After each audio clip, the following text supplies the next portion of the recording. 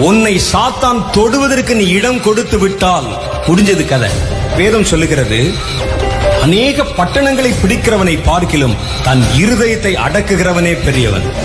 நீ ஒரு கிறிஸ்தவன், கிறிஸ்துவை ஏற்றுக்கொண்டவன், ரட்சிக்கப்பட்டவன், அபிஷேகம் பெற்றவன்.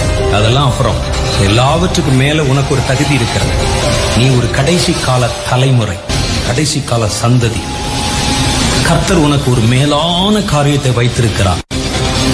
கடைசி கால தலைமுறை செய்யற எல்லாமே மேலான காரியம்தான். எது ஒண்ணும் மட்டம் கிடையாது.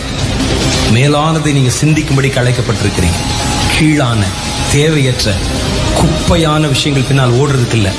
சும்மா இன்டர்நெட்ல உட்கார்ந்து தேடிட்டு இருக்கிறதுக்கு இல்ல. பேஸ்புக்ல போய் நேரம் செலவழிப்பதற்கு அல்ல.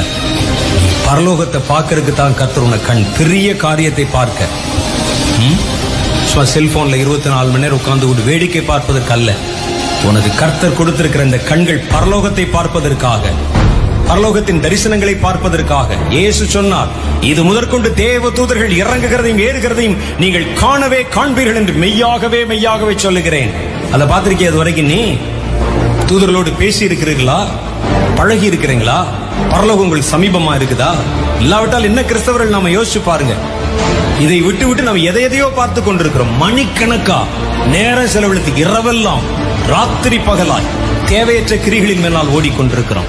அது மற்றவர்களுக்கு தகுதியா இருக்கலாம், உலகத்துக்கு தகுதியா இருக்கலாம், உனக்கல்ல.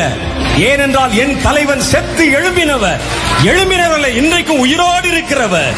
அதே நம்பிக்கை நம்மை குறித்தும் நமக்கு உண்டு. இன்றைக்கு நான் விழுந்தால் நாளைக்கு எழுவேன். ஒன்னா விழுந்தா 100 எழுவேன் நான்.